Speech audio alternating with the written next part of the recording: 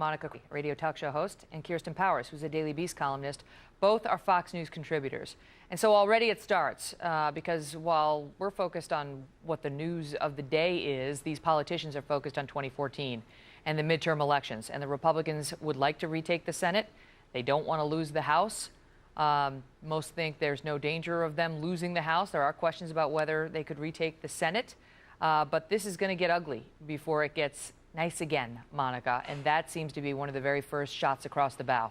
I don't know that politics has ever been nice, Megan, but I think you raise a really important point, which is that these three scandals have traction now, and they are seemingly getting bigger by the day because the White House, the administration, is going along with this drip, drip, drip strategy where every day you seem to get some new revelations that are incredibly damaging without getting any attendant answers to any of this stuff.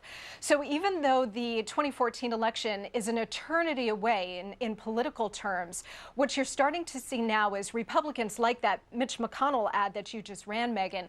Mitch McConnell has no declared opponent as of yet, and so he's directing his fire to the White House, to the president, to the broader Democratic Party, and I think you're going to start to see more and more Republicans actually doing that. They're going to saturate the airwaves as they get closer to the actual voting day, aren't they, Kirsten? I mean, these Republicans now are sort of trying to be the, well, okay, we'll be the objective fact finders and we'll get to the bottom of it. But when it gets close to voting time, it's going to be ads like that, showing Nixon saying if the president does it, it's not illegal. Clips of Dan Pfeiffer, White House advisor, saying the law is irrelevant. And that's a good preview of where this is going to go. Yeah, but, you know, I just want to say up front that is a pretty dishonest ad at the very end where it takes Dan Pfeiffer completely out of context. And I think anybody who watched the show knows that he wasn't saying that the law doesn't matter. He was basically saying we're going to hold people accountable regardless of what the law says. And so it's been completely taken out of context. And it's too bad because the rest of the ad is actually pretty effective. But I think that they're going to use these issues as something to really gin up the base. I think it's going to help them turn out. And most people who are watching the elections are seeing now an environment that's going to be very favorable to Republicans, probably. But now the question is whether it's going to work. Okay, does that work? Because you look at the polling, the president's polling since these scandals broke, and it hasn't been a day, it's been a couple of weeks. You know, it's been 2 or 3 weeks since all this stuff emerged, and longer than that, obviously, with Benghazi. And he's holding steady in terms of approval ratings around 47% or something like that. And, you know, there's a question about whether this is really resonating with the voters, Monica. Yes, and that is true to this point, Megan. You're absolutely right. I would take a look at various other scandals over the last 30 years. Watergate took many months before the public actually started paying attention. The same thing with some of the Clinton scandals. So I would say that these are still early days. And look, it may be true that the public may not care. We may see that there is no registering of public opposition or at least assigning blame to the president of all people on these scandals.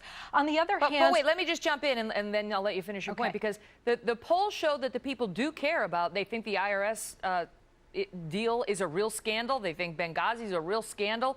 That they, to a lesser degree, care about what the DOJ is doing to the reporters. But the numbers are pretty high in terms of showing we believe these are real issues and we're not happy about them, and yet they don't affect the president.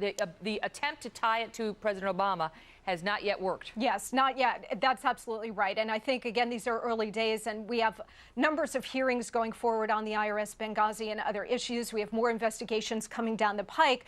So this thing isn't going away. None of these scandals are going away. The public, by and large, and this is true for every president of either party, they're very reticent to actually place blame on the chief executive without evidence. Yeah. Now, the evidence may lead there, it may not lead there, but you're seeing now that the public is still willing to give the president the benefit of the doubt. Yeah. Kirsten, Scott Rasmussen had some analysis out earlier this week saying some believe this actually has hurt the president's overall approval ratings because we're seeing an improving economy. We're seeing a housing market that's coming back, you know, we're seeing a good stock market and so on. And the theory is that his numbers should be higher and would be higher, but for, again, scandal mania. But does it really matter in terms of President Obama's approval? Because what we're looking at is a midterm election, not a White House election coming up. Well, it matters in terms of if people don't trust the government, then that's bad for Democrats. And so if there's a climate where people are or even unhappy with Obama or feeling that the government isn't being run properly. That's going to make people, I think, less excited about democratic governance. And then at the same time, you're going to have Republicans who are going to be extremely ginned up, especially about this IRS issue. And the reason that I think Obama isn't seeing people really heavily turn against him is because he hasn't really been tied in any way to these scandals. As much as Republicans have tried to do that, there's nothing to suggest that he even knew about the IRS situation. So I think if that ever came out, then that could definitely change the dynamic. Yeah, that's a game changer. And now we'll see what happens. I mean, Benghazi is a little different. He had a more active role in that one, but we'll see. We'll see what happens with the other two. Ladies, thank you. You bet. Thank you. Thanks.